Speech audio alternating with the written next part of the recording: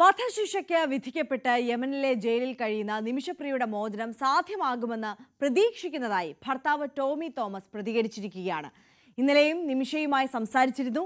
സർക്കാരും മറ്റുള്ളവരും നടത്തുന്ന ശ്രമങ്ങളിൽ വിശ്വാസമുണ്ടെന്നും ടോമി ന്യൂസ് 18നോട് പറഞ്ഞു. യമനിൽ ജയിലിൽ കഴിയുന്ന നിമിഷപ്രിയയുടെ മോചനത്തിന് വേണ്ടി മലയാളികൾ ഒന്നടങ്കം ആഗ്രഹിക്കുന്നുണ്ട്. രാജ്യം തന്നെ അതിനുവേണ്ടി പ്രാർത്ഥിക്കുന്നുണ്ട്. പക്ഷേ തികച്ചും ആശങ്ക ഉണ്ടാക്കുന്ന വിവരങ്ങളാണ് അവിടെ നിന്ന് പുറത്തു വരുന്നത്.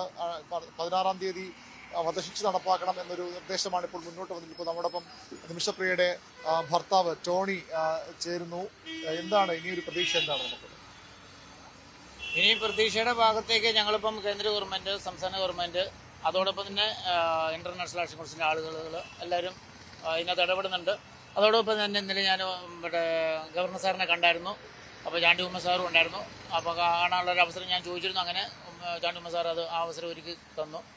എന്തായാലും ഞങ്ങൾ അതിനുശേഷം അവരോട് സംസാരിക്കും. പിന്നെ അമ്മ മാനസികമായിട്ടുള്ള ബുദ്ധിമുട്ടിലൊക്കെ ജീവിക്കുന്നില്ല. അപ്പോൾ അമ്മയ്ക്ക് ഒരു ഇതൊക്കെ ആയിട്ട് അമ്മയ്ക്ക് എന്തെങ്കിലും പറയാനുണ്ടെങ്കിൽ ഗവർണർ സാറിനോട് പറഞ്ഞോട്ടെ എന്ന് വിചാരിച്ചുകൊണ്ട് ഞങ്ങൾ ഗവർണർ സാറിന് അനുവാദത്തോടെ ഗവർണർ സാറും അമ്മയ്ക്കായിട്ട് വീഡിയോ കോൾ ചെയ്തിരുന്നു.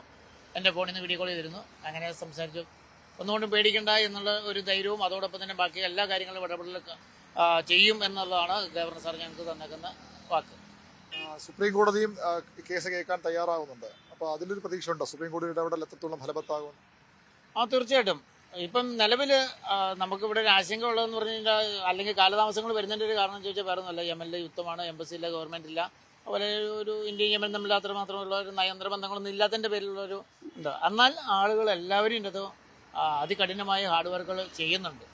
അത് മറ്റുള്ളവർക്ക് അത് അറിയാം, ഞങ്ങൾക്ക് അറിയാം. കാരണം അതിൻ്റെ വിഷമങ്ങളൊക്കെ അറിയാം. നല്ല ഹാർഡ് വർക്ക് ചെയ്യുന്നുണ്ട്. പക്ഷേ അവിടുത്തെ അവസ്ഥ എങ്ങനെ ആയതുകൊണ്ടാണ്. പിന്നെ കോടതിയിലുള്ള കാര്യങ്ങളാണ്. ഞങ്ങൾ ഇനി ബാക്കിയുള്ള കാര്യത്തിലും പ്രതീക്ഷയുണ്ട്. അതുപോലെ തന്നെ ബ്ലഡ് മണി അവർ നേരത്തെ പറഞ്ഞേക്കുന്നതാണ്. അതിൽ ബ്ലഡ് മണിയുടെ കാര്യങ്ങളുമായിട്ട് ബന്ധപ്പെട്ടിട്ട് അവരെത്രയെന്ന് വെച്ച് കഴിഞ്ഞാൽ അവർക്ക് പറയാനുള്ളൊരു ഓപ്ഷൻ ഉണ്ടല്ലോ. അത് അവർ പറയുമ്പം അതിനനുസരിച്ച് എന്താണെന്ന് വെച്ച് കഴിഞ്ഞാൽ കാര്യങ്ങൾ ചെയ്തു കൊടുക്കും. കുറച്ച് ദിവസമേ ബാക്കിയുള്ളൂ അല്ലേ?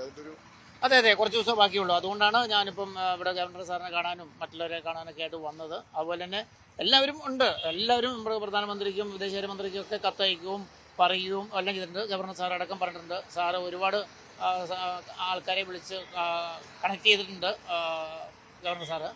അപ്പം എല്ലാവരും ഒരു പ്രതീക്ഷയോട് കൂടിയിരിക്കുന്ന ഹാർഡ് വർക്ക് നടക്കുന്നുണ്ട്. അതിനുള്ള ഒരു പ്രതീക്ഷ നമുക്ക് നല്ല കാര്യത്തിൽ ഉറപ്പായിട്ടുമുണ്ട്. വിഷയമായിട്ട് കോൺടാക്ട് ചെയ്യാനാണ് അവസാനമായിട്ട് പറ്റിയ അങ്ങനെ എന്തെങ്കിലും? വിഷയമായിട്ട് കോൺടാക്ട് ചെയ്തിട്ടല്ലോ, ഞാനല്ലേ എന്നോടല്ലോ ഈ കാര്യങ്ങൾ പറഞ്ഞിരിക്കുന്നത് ആദ്യം.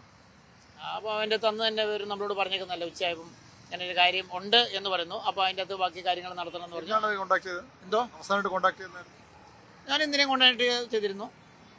മിനിയാന്ന് കോൺടാക്ട് ചെയ്തിരുന്നു. ഈ സംഭവം നടന്നപ്പം വൈഫാണ് നമ്മളെ അറിയിച്ചത് ഇങ്ങനെയൊരു കാര്യം. അപ്പോൾ അത് എന്താണെന്നുള്ളത് അതിൻ്റെ ഭാഗമായിട്ടുള്ള ബാക്കി കാര്യങ്ങൾ നീങ്ങാൻ തുടങ്ങിയിരുന്നു. ബാക്കി ഇപ്പം അതിശക്തമായിട്ടുള്ള കാര്യം. കാരണം കുറച്ച് ദിവസങ്ങളേ ഉള്ളൂ. നമ്മൾ ഇതിനു മുമ്പും പലതും കേട്ടിട്ടുണ്ട്. പക്ഷേ അതൊന്നും അല്ല. ഇപ്പോഴത്തെ ഇതിലാണെങ്കിലും നിമിഷനെ രക്ഷിച്ച് എത്രയും പെട്ടെന്ന് നാട്ടിലെത്തിക്കുക എന്നുള്ളതാണ്. അപ്പോൾ അതിന് വേണ്ടുന്ന എല്ലാ കാര്യങ്ങളും കേന്ദ്ര ഗവൺമെൻറ്റിൻ്റെ ഭാഗത്തുനിന്നും സംസ്ഥാന ഗവൺമെൻറ്റിൻ്റെ ഭാഗത്തുനിന്നൊക്കെ ഉണ്ടാവണം. അതിന് വേണ്ടുന്ന ഏതറ്റം വരെയും പോകും. നമ്മൾ അതിനുവേണ്ടി ശ്രമിക്കുന്നു. എല്ലാവരെയും സഹകരണമുണ്ട്, എല്ലാവരുടെയും പ്രാർത്ഥനയുണ്ട്.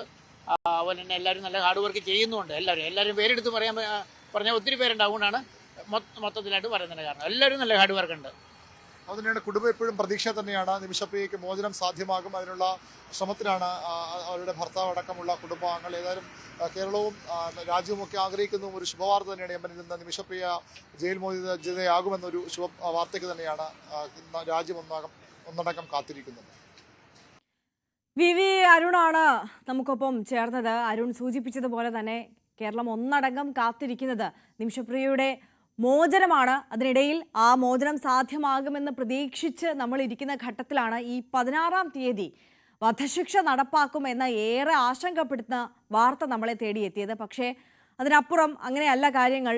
ഇനി മോചനത്തിനുള്ള സാധ്യത തന്നെയാണ് മുന്നിലുള്ളത് എന്നതാണ് ഇപ്പോൾ നിമിഷപ്രിയയുടെ ഹസ്ബൻഡിനടക്കം യമനിൽ നിന്ന് ലഭിച്ചിട്ടുള്ള വിവരം. നിമിഷപ്രിയയുമായി നിരന്തരം സംസാരിക്കാൻ സാധിക്കുന്നുണ്ട്. എന്തായാലും കാര്യങ്ങൾ തൽക്കാലം അനുകൂലമായി മുന്നോട്ട് പോവുകയാണ്. കേന്ദ്ര സർക്കാർ തലത്തിലൊക്കെ ഈ വിഷയത്തിൽ ഇടപെടാനുള്ള നീക്കങ്ങൾ അത് നേരത്തെ തന്നെ ഇടപെട്ടിരുന്നു. ഈ വധശിക്ഷ പൂർണ്ണമായും ഒഴിവാക്കി പൂർണ്ണമോചനം നേടിയെടുക്കുവാൻ വേണ്ടിയിട്ടുള്ള കേന്ദ്ര സർക്കാർ തലത്തിലടക്കമുള്ള നീക്കങ്ങൾ പുരോഗമിച്ചുകൊണ്ടിരിക്കുകയാണ് ഈ ഘട്ടത്തിൽ.